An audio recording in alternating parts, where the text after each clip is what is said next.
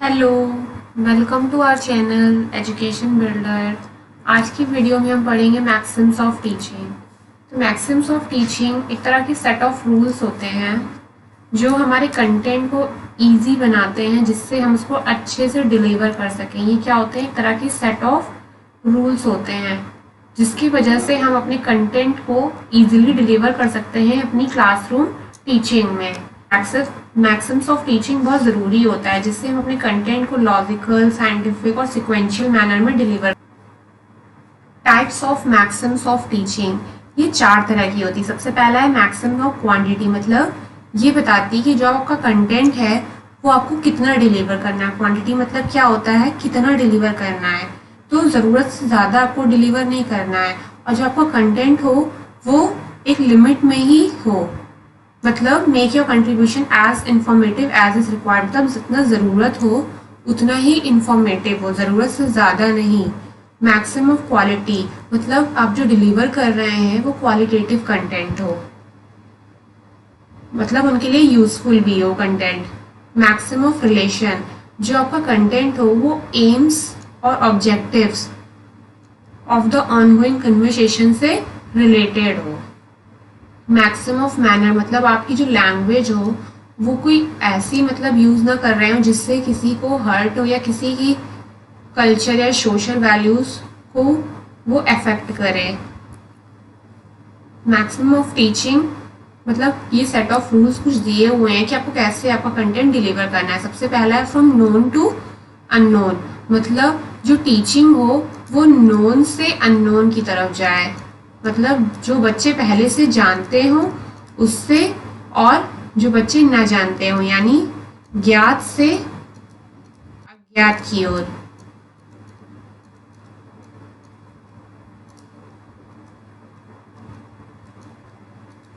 जैसे ये एग्जाम्पल दिया हुआ है, तो अगर आपको प्रॉफिट एंड लॉस बताना है बच्चे को, तो सबसे पहले आप उसे बाइंग और सेलिंग यानी खरीदना और बेचना ये समझाएंगे, मतलब इससे रिलेट करके आप बताएंगे प्रॉफिट एंड लॉस को, कि जब हम कोई चीज़ खरीदते हैं, जैसे हमने कोई चीज़ 10 रुपये खरीदी तो अब उसको हमने बेचा 20 रुपये में, तो हमें उसमें प्रॉफिट कितना हुआ? 10 रुपये का। तो जो चीज़ उन्हें पहले से पता है उस चीज़ को लेके, और जो चीज़ नहीं पता है उसको समझाएंगे। Teacher should always begin the new knowledge by linking it with the old one, यानी जो उनकी प्रीवियस नॉलेज है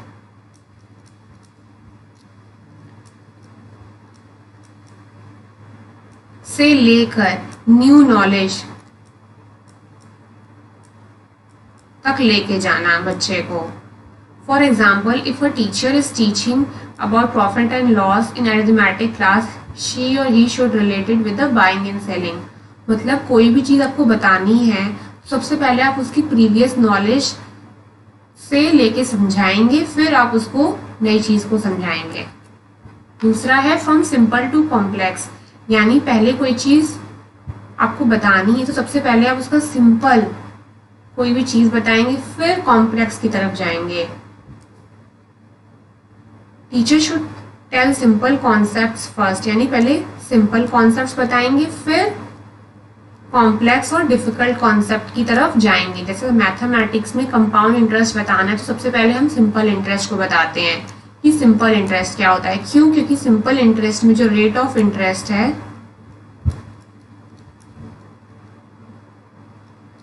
वो हर साल सेम ही जुड़ता है, और जो कंपाउंड इंटरेस्ट होता है उसमें क्या होता है, हमारा जो इंटरेस्ट है वो हर साल हमारा अमाउंट में जुड़ता जाता है।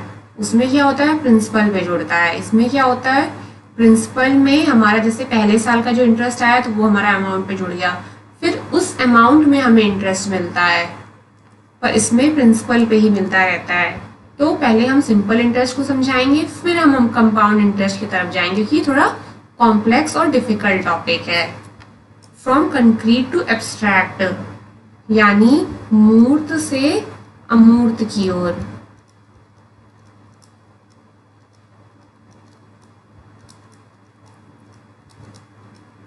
आप सबसे पहले उस चीज को बताएंगे या उस चीज से लेके समझाएंगे जो बच्चे ने देखी हो या उसे वो छू सकता है, फिर उससे आप अब्स्ट्रैक्ट थिंकिंग की तरफ जाएंगे, अब्स्ट्रैक्ट चीज़ की तरफ जाएंगे जो बच्चे ने ना देखी हो। जैसे आपको एडिशन बताना है, 3+4=7 है, तो ये आप बोर्ड पे तो लिख देंगे पर ऐसे बच्चे को समझ नहीं आएगी, इसीलिए आप पहले 3 पेंसिल लेंगे हाथ में और 4 इरेजर, उन दोनों को ऐड करके बताएंगे कि ये 7 हो रहा है। यानी ये जो दिखा के बताना है ये हो गया हमारा कंक्रीट। फिर कंक्रीट से हम एब्स्ट्रैक्ट की तरफ जा रहे हैं। फ्रॉम एनालिसिस टू सिंथेसिस, ये मेथड कब काम आता है? जब कोई बहुत कॉम्प्लेक्स प्रॉब्लम हो तो इस रूल का यूज़ करते हैं, यानी उस प्रॉब्लम को हम छोटे छोटे पार्ट्स में डिवाइड कर लेंगे, स्मॉल पार्ट्स में, यानी एनालिसिस कर लेंगे। ये क्या होता है? एनालिसिस। फिर इन्हीं सारे स्मॉल पार्ट्स को हमने मिला लिया तो ये हो गया सिंथेसाइज, यानी स्मॉल पार्ट्स को हमने एक साथ मिला के उसको देखा, एक साथ सिंथेसाइज कर लिया, तो ये हो गया हमारा सिंथेसाइज। ये कॉम्प्लेक्स प्रॉब्लम के लिए यूजफुल होता है। टीचर सबसे पहले उसका एनालिसिस करते हैं, छोटे छोटे पार्ट्स में डिवाइड करता है, फिर उसका सिंथेसिस करता है। जैसे इंग्लिश टीचिंग में आपको कोई चीज़ समझानी, कोई पैराग्राफ, तो अब वर्ड टू वर्ड पहले उसको हिंदी में बताएंगे, फिर पूरा एक साथ आप उसको समझा देंगे, तो ये हो जाएगा analysis to synthesis. From seen to unseen, इसको हम क्या कह सकते हैं? डायरेक्ट टू इनडायरेक्ट भी कह सकते हैं।